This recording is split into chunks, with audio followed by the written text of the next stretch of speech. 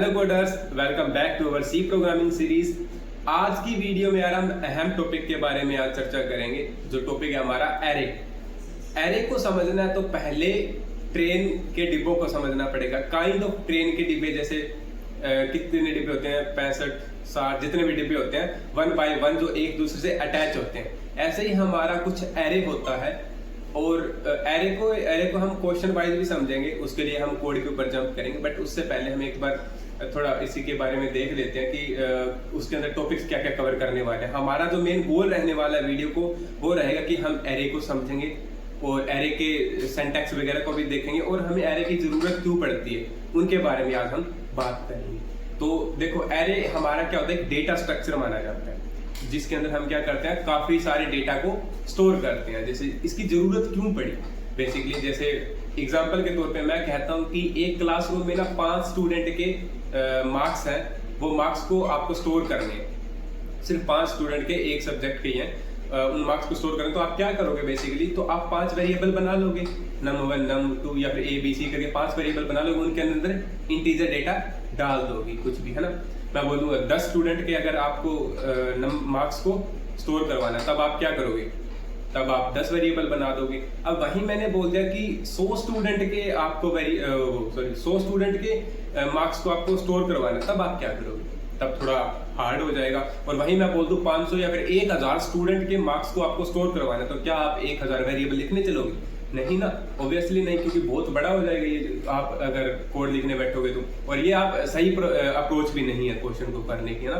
तो इसके लिए हमारा डेटा स्ट्रक्चर एरे का यूज किया जाता है। उसमें क्या होता है कि उसे हम लिस्ट ऑफ मेमोरी स्टोरेज भी बोल देते हैं, कि उसके अंदर क्या करते हैं कि हम काफी सारे हमारे पास अगर डेटा हो ना, उनको हमें लिस्ट में स्टोर करवाना हो, तब हम क्या करते हैं, एरे का यूज करते हैं बेसिकली।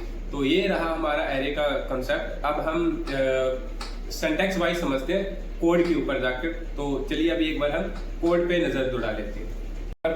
कोडिंग में सिंटैक्स वगैरह समझ लेते हैं एरे का, जैसे हमने एग्जांपल समझा वैसे ही अब हम कोड को समझ लेते हैं थोड़ा।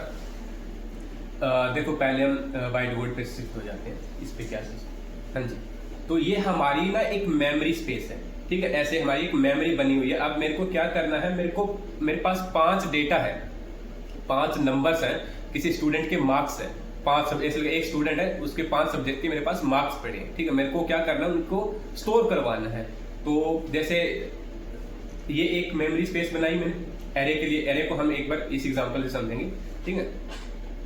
सॉरी, तो मान के चलो पहले स्टूडेंट के मार्क्स जो है पहले सब्जेक्ट के, वो अराउंड 60 है, ओके, ठीक है, 60 है। दूसरे सब्जेक्ट के मार्क्स 40 लगा लो, और तीसरे सब्जेक्ट के मार्क्स 73 लगा लो,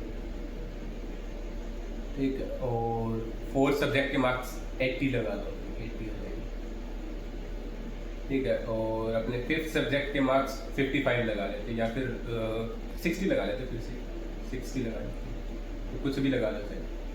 ये हमारे पास 5 सब्जेक्ट के मार्क्स हैं, ठीक है। तो एरे में ऐसे इस तरीके से हम स्टोर करवाएंगे। पहली मेमोरी स्पेस पे 60, 40, 73, 80, 60। अब इनकी एक ना मेमोरी का हमें जब मतलब एरे का मेमोरी स्पेस बनता है ना, तो इसकी ना इंडेक्स नंबर जनरेट होती है वहां पे। तो इंडेक्स नंबर, जैसे पहला सब्जेक्ट के 60 है, इसके 60 मार्क्स है, तो इसका जो इंडेक्स नंबर है ना, वो हमेशा 0 से स्टार्ट होगा। इसको इंडेक्स नंबर है। अब मैं बात करूं कि जैसे इस एरे के इंडेक्स नंबर 0 पे क्या पड़ा है, 60 पड़ा है, 60 नंबर है ना, स्टोर है।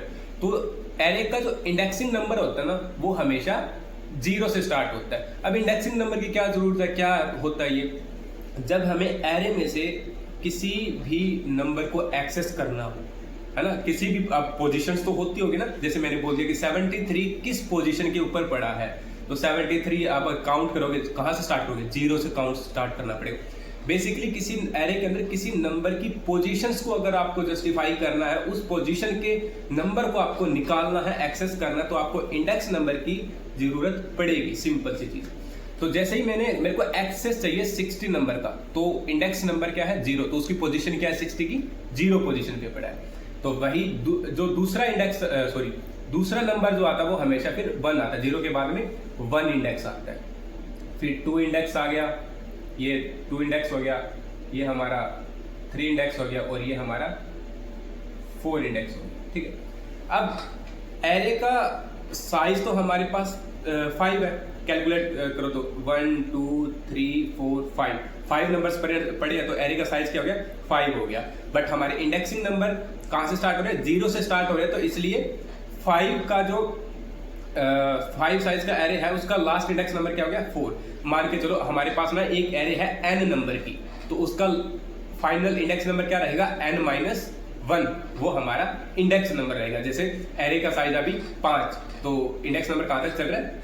4 तक। 5-1 4 तक चल रहा है ना। बेसिकली ये होता है हमारा एरे और इंडेक्स नंबर। आपको समझ आ गया होगा। जो इंडेक्स नंबर बताता है आपको डेटा, जो एरे के अंदर जो डेटा पड़ा है उसकी पोजीशन क्या है, बेसिकली वो बताता है। तो अभी हम एक बार कोड में देख लेते हैं कि कोड में हम कैसे करते हैं उसको।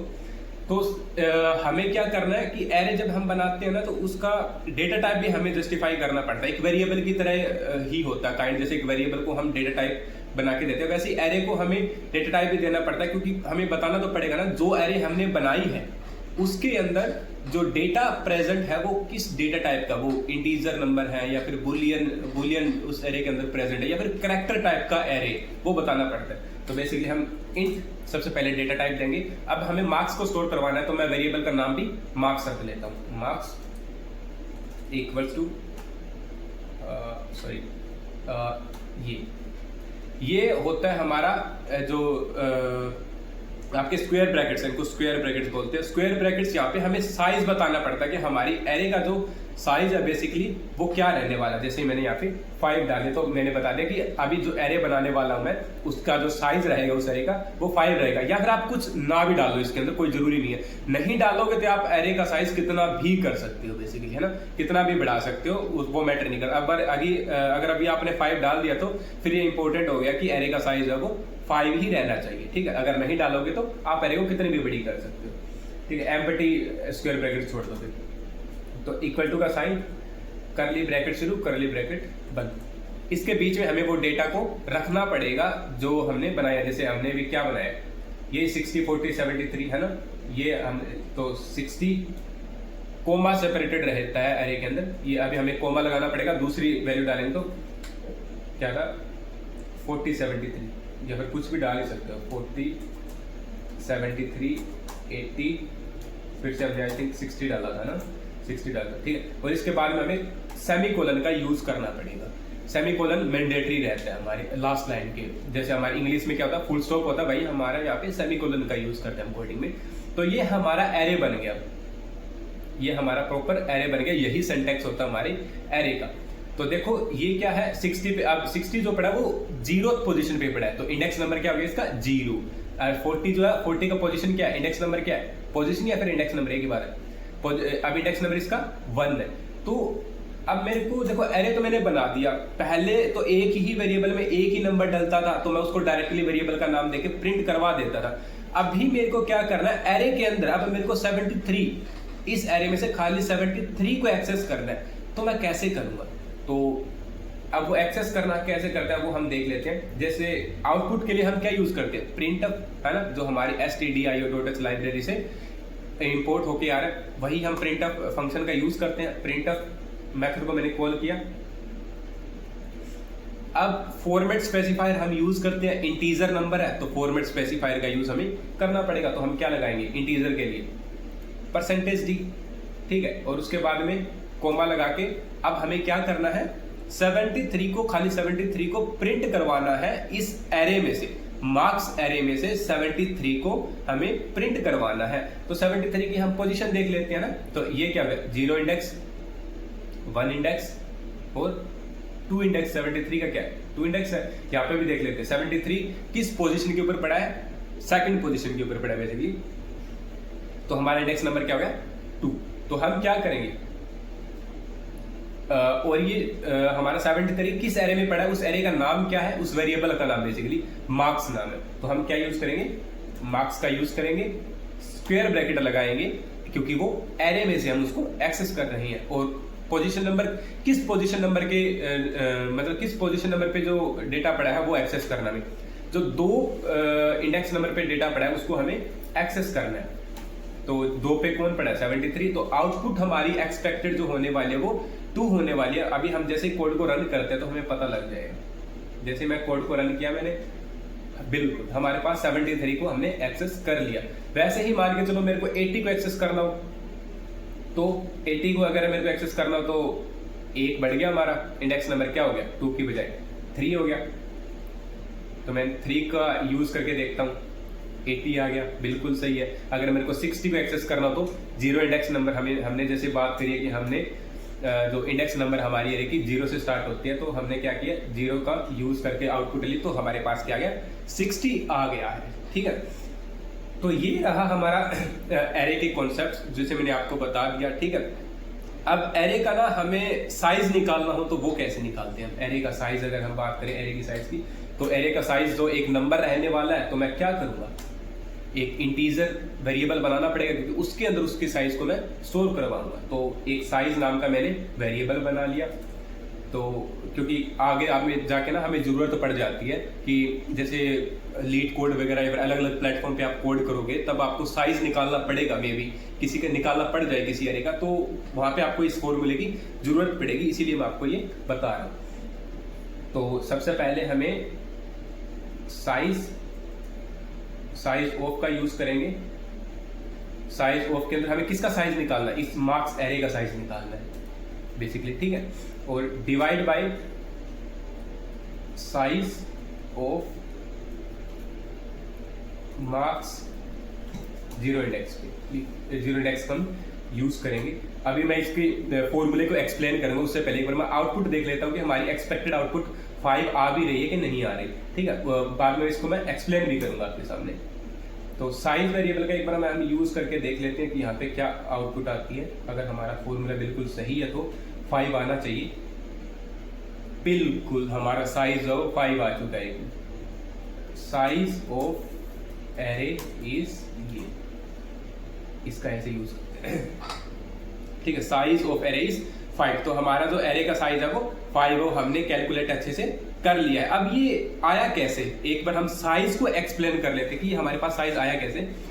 जैसे मैंने आपको एक चीज बताई थी, अगर आपने हमारे मेमोरी वाले लेक्चर को देखा है तो, जिसके अंदर मैंने मेमोरी स्पेस को एक्सप्लेन किया था कि जब भी हम वेरिएबल बनाते हैं तो हमारे पास क्या होता है कि एक मेमोरी स्पेस बनता है, 4 बाइट लेता है जो हमारा, एक जैसे इंटीजर नंबर ले लिया मैंने, इंटीजर नंबर कितने बाइट लेता है, 4 बाइट को कैरी करता है मेमोरी स्पेस में। ठीक है, तो अभी हमारे पास क्या है, मैं कमेंट का यूज करके या फिर एक व्हाइट बोर्ड पे ही समझा देता हूँ क्या रहता है। जैसे मान के चलो कि मेरे पास अभी क्या है कि एरे है, ये वाली एरे है मेरे पास। ठीक है, इसके अंदर एक इंटीजर नंबर कितना लेता है, 4 बाइट लेता है।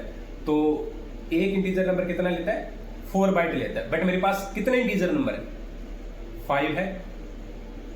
तो इसको क्या करूंगा मैं, 5 से अगर मैं मल्टीप्लाई कर दूं तो क्या आता है 20। इतना समझ में आया। एरे के अंदर 5 इंटीजर नंबर पड़े हैं। ठीक है, एक इंटीजर नंबर कितने बाइट्स को कैरी करता है, 4 को करता है। तो मैंने 5 into 4 किया, मेरे पास क्या आ गया 20 आ गया। ठीक है, और उसके बाद मैंने कोड में क्या लिखा, अब ये जो था साइज ऑफ मार्क्स, ये हमारा कितना आ गया 20 आ गया। उसके बाद मैंने इसको क्या किया, इसको मैंने क्या किया डिवाइड किया, इसको मैंने डिवाइड किया। किससे डिवाइड किया, साइज ऑफ, किसका size, marks of 0 index. 0 index पे जो पड़ा है, 0 इंडेक्स के ऊपर जो नंबर पड़ा है उसके साइज को मैंने क्या किया, उससे डिवाइड कर दिया। अब मैंने क्या किया, इसके साइज को, मार्क्स ऑफ 0, इसके साइज, इसका साइज कितना है 4।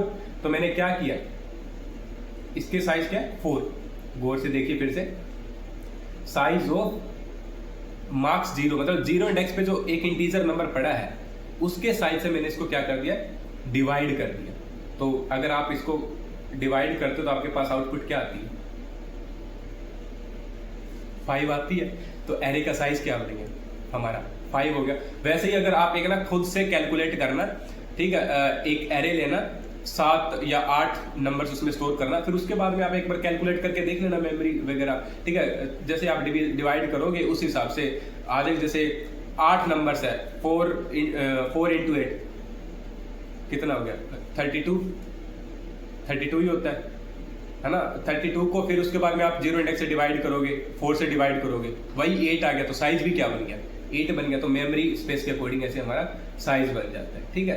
तो अभी क्या हुआ कि ये हमने साइज भी निकालना साथ के साथ हमने सीख ही लिया है, ठीक है। तो अभी आपको एक होमवर्क के अंदर क्या करना है, होमवर्क आपका ये है कि जैसे मैंने तो एक नंबर को एरे में से एक्सेस किया था, आपको क्या करना है, लूप का यूज करना है। आप चाहे आप फॉर लूप यूज करो, व्हाइल लूप करो, या फिर डू व्हाइल लूप का यूज करो। आपको क्या करना है, एरे के सभी नंबर्स को प्रिंट करवाना है लूप चलाकर। क्यों, है ना। अगर मैंने डायरेक्टली प्रिंटफ का यूज किया था, उसमें तो मैंने एक ही इंडेक्स नंबर मैंने खुद से डाला था 0 से, है ना। तो अभी आपको क्या करना है, पूरे लूप चला के पूरी एरे को एक्सेस करना है। एक्सेस का मैं थोड़ा हिंट दे देता हूँ। जो आपका लूप होगा ना, वो हमेशा 0 इंडेक्स से स्टार्ट होगा, करना पड़ेगा आपको। करना क्यों पड़ेगा, क्योंकि हमारा जो एरे है ना, वो 0 इंडेक्स से स्टार्ट हो रहा है। तो आपका जो इनिशियलाइजेशन में आप वेरिएबल बनाते हो ना, उसका जो अपना इनिशियलाइजेशन रहेगा वो 0 नंबर से स्टार्ट होगा, क्योंकि हमारा इंडेक्स नंबर एरे का 0 से स्टार्ट होता है, इसीलिए। तो साइज तक चलेगा कहां तक, साइज तक चलेगा। तो अभी आप क्या करोगे, फॉर लूप से इस एरे को प्रिंट करवा के दिखाओगे और कमेंट में मेरे को कोड दोगे, ठीक है। तो अभी के लिए और आज के लेक्चर के लिए इतना काफी है। मिलेंगे हम फिर किसी नए लेक्चर के साथ, किसी नए टॉपिक के साथ। तब तक के लिए take care, thank you so much for watching.